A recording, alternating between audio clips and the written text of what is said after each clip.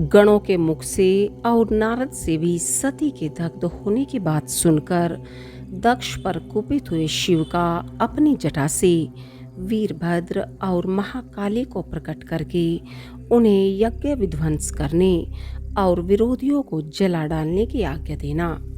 ब्रह्मा जी कहते हैं, नारद वह आकाशवाणी सुनकर सब देवता आदि भयभीत तथा विस्मित हो गए। उनके मुख से कोई बात नहीं निकली। वे इस तरह खड़े या बैठे रह गए मानो उन पर विशेष मोह छा गया हो। भृगु के मंत्र बल से भाग जाने के कारण जो वीर शिवगण नष्ट होने से बच गए थे, वे भगवान शिव की शरण में गए। उन सब ने अमित तेजस्वी भगवान रुद्र को भली भांति सादर प्रणाम करके वहाँ यज्ञ में जो कुछ हुआ था वह सारी घटना उनसे कह सुनाई। गण बोले, महेश्वर, दक्ष बड़ा दुरात्मा और घमंडी है। उसने वहां जाने पर सती देवी का अपमान किया और देवताओं ने भी उनका आदर नहीं किया। अत्यंत गर्व से भरे हुए उस दुष्ट दक्ष ने आपके लिए यज्ञ में भाग नहीं दिया, दूसरे देवताओं के लिए दिया और आपके विषय में उच्च स्वर से दुर्वचन कहे। प्रभु, यज्ञ में आपका भाग न देखकर सती देवी कुपित हो उठी और पिता की बारंबार निंदा करके उन्होंने तत्काल अपने शरीर को योगाग्नि द्वारा जलाकर भस्म कर दिया। यह देख 10,000 से अधिक पार्षद लज्जावश शस्त्रों द्वारा अपने ही अंगों को काट काट कर वहां मर गए। शेष हम लोग दक्ष पर कुपित हो उठे और सबको भय पहुंचाते हुए वेग पूर्वक उस यज्ञ का विध्वंस करने को उद्यत हो गए।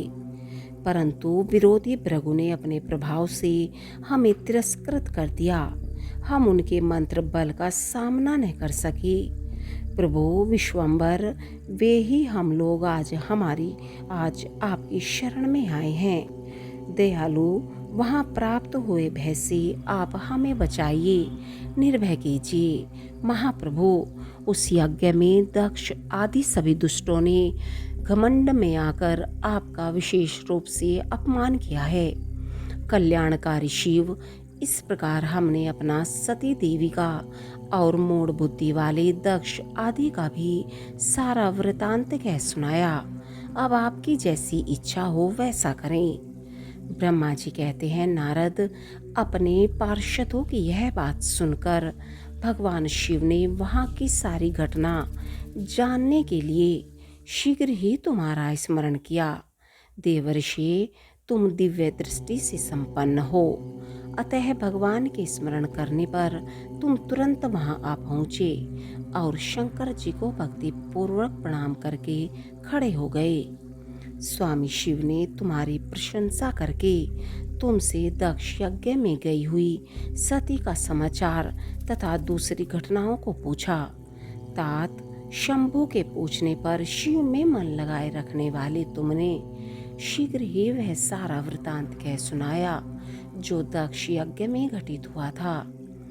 मुने, तुम्हारे मुख से निकली हुई बात सुनकर उस समय महान रौद्र पराक्रम से संपन्न सर्वेश्वर रुद्र ने तुरंत ही बड़ा भारी क्रोध प्रकट किया। लोक संहारकारी रुद्र ने अपने सिर से एक जटा उखाड़ी और उसे रोषपूर्वक उस पर्वत के ऊपर दे मारा। मुने, भगवान शंकर के पटकने से उस जटा के 2 टुकड़े हो गए और महाप्रलय के समान भयंकर शब्द प्रकट हुआ। देवर्षि, उस जटा के पूर्व भाग से महाभयंकर महाबली वीरभद्र प्रकट हुए जो समस्त शिवगणों के अगुआ हैं। वे भूमंडल को सब ओर से व्याप्त करके उससे भी 10 अंगुल अधिक होकर खड़े हुए। वे देखने में प्रलयाग्नि के समान जान पड़ते थे। उनका शरीर बहुत ऊंचा था। वे 1000 भुजाओं से युक्त थे। उन सर्व समर्थ महारुद्र के क्रोध पूर्वक प्रकट हुए निःश्वास से 100 प्रकार के ज्वर और 13 प्रकार के सन्निपात रोग पैदा हो गए। तात, उस जटा के दूसरे भाग से महाकाली उत्पन्न हुई जो बड़ी भयंकर दिखाई देती थी। वे करोड़ों भूतों से घिरी हुई थी। जो ज्वर पैदा हुए वे सब के सब शरीरधारी, क्रूर और समस्त लोगों के लिए भयंकर थे।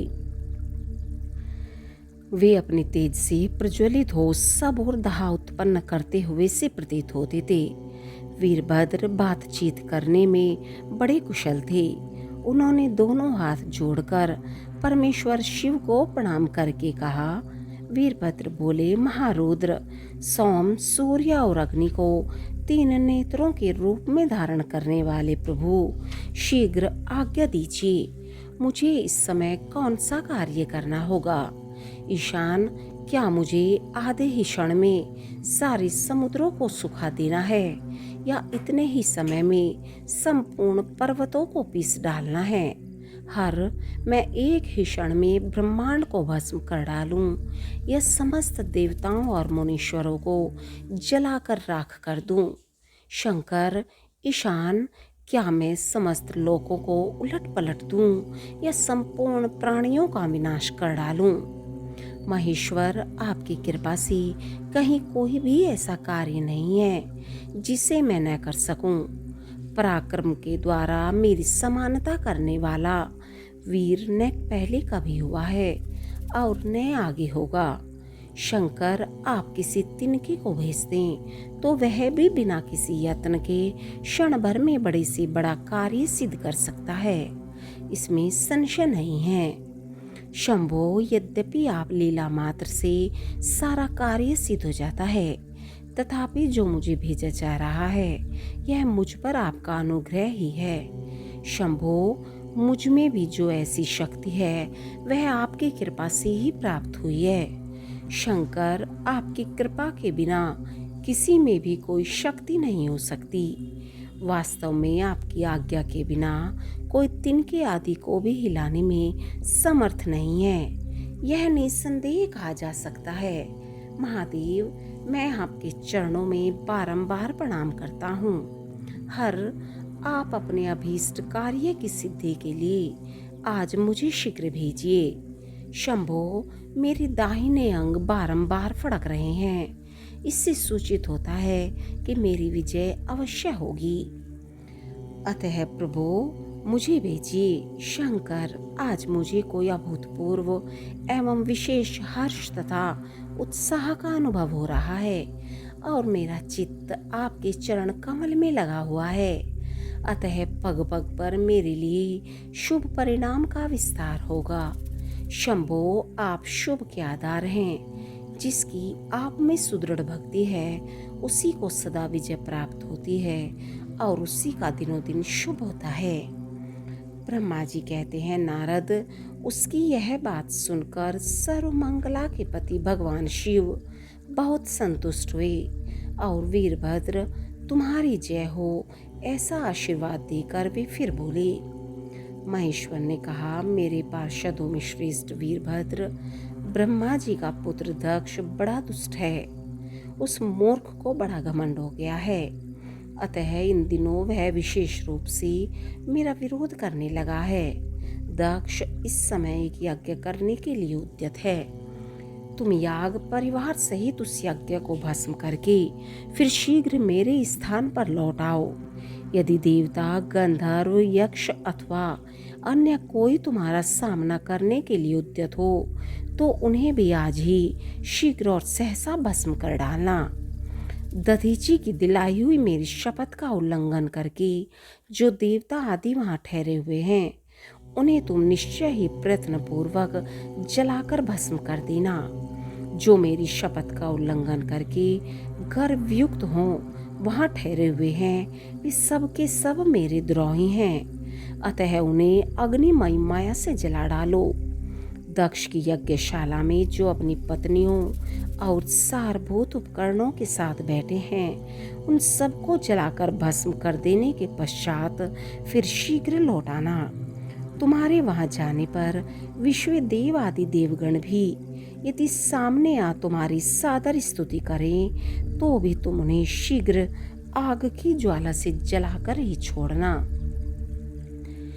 वीर वहां दक्ष आदि सब लोगों को पत्नी और बंधु बांधवों सहित जलाकर कलशों में रखे हुए जल को लीला पूर्वक पी जाना।